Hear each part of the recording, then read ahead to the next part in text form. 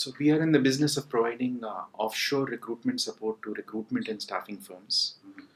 And we supply these services in the Western markets, primarily to recruitment and staffing organizations here in the UK, as well as across North America and different parts of Southeast Asia.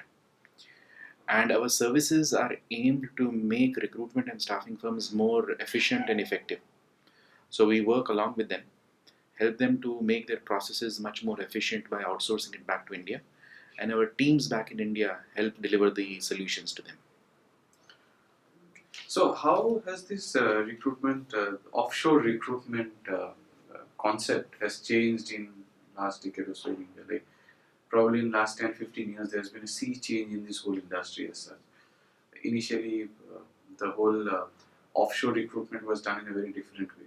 So what changes do you see has happened in the industry? See, what has happened is traditional recruitment and staffing firms used to deliver the services directly with the teams while they were based out over here. But recruitment is getting more supply chain driven. And as a result, it's becoming more expensive delivering the services and the solutions directly from their home country. Offshore recruitment helps existing recruitment and staffing firms and makes their processes much more cost effective. The last 10-15 years, actually, this industry has flourished in the last 10 to 12 years itself. With the advent of technology, internet becoming all pervasive, databases becoming much more easily available, it has provided an opportunity for outsourcing companies such as ours to cater to the growing needs of the staffing firms. Okay. Now, you said you basically do offshore recruitment. Are there any, do you think the Indian laws or the way probably are the human resource laws that we have in India, is it somewhere needs to be changed, or is it like quite flexible when you send someone outside abroad for any other from India? So there are a lot of those laws which comes into play. So is it like perfectly fine as per the requirement, or there is a need of change that is needed in this particular system? See, in our industry, we don't send anybody out from India. Oh, okay. So you basically we recruit the people who are stationed in the local market for the local market.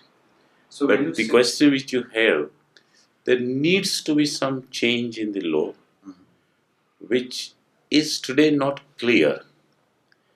For recruitment of higher salary staff or manager category people, it is not clarified into the law that whether you need a license in India or not. Okay. For blue-collar job seekers, if you are providing them, then you need a license that is very well qualified. So there is a confusion which, if made clear, then that industry can still have a clear picture to grow. But we don't touch any candidates whom we post from them to here, except in Middle East, where the laws are very clear of recruitment from India. So, if I understand, you don't recruit for outsource companies. I mean, for companies outside India. You do it only for Indian companies. No, we do for companies which are based in a territory where we are operating. For example, if you are providing service to a company based in UK, then we will find out a candidate who is also stationed in UK for that company. So this is a very new concept, if I'm not wrong. It is. Mostly the recruitment business is mostly driven by companies from that very particular country. I mean, that's how it used to be like. That's migration of people. That's a migration of talent. Okay. We are not into migration of talent.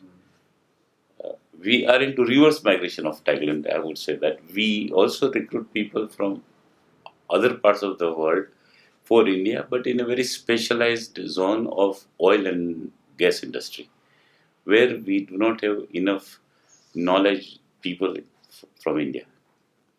Okay. So your brand,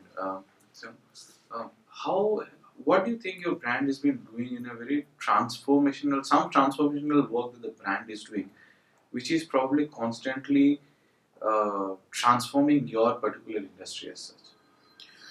See, the recruitment or the staffing industry is working in a very dogmatic fashion. Okay. They are very traditional ways and means as to how the work is actually executed. With our brand, the type of services which we give, we bring in a very different and dynamic thought perspective to this industry. The talent is all pervasive, it's available globally. Mm. And we train recruiters back in India into the laws, rules, regulations of the local customs, and they are actually helping in hiring this different type of talent. And what is making this possible is the knowledge perspective in terms of which type of candidates fit into which different sectors or industry. That is something which is being accumulated back over there, back in India. So this whole the journey of this whole brand is been designed by both of you. That's right, yes. So how do you see this journey? From your inception days till now, and the challenges that you must have faced, and how have you overcome those challenges? Yeah, I mean, when we started off way back in 2006, we probably started off in a room about this size Yeah. with just 4 people. So it was really a startup, and we bootstrapped it, and made it to grow to close to 1,000 people today. So we got close to 1,000 people working inside the organization today. Okay. We've got 2 offices, one in Ahmedabad, which is the headquarters, followed by another office in Jaipur, and now supporting close to 130 different recruitment and staffing brands globally. Uh, in any given year, we would actually be attempting close to 15 to 18,000 different types of vacancies, and we would be putting to work, talent across healthcare and engineering sector, IT sector, oil and gas, energy sector. Close to 30,000 candidates would actually be, passing through our recruiters and getting employment opportunities.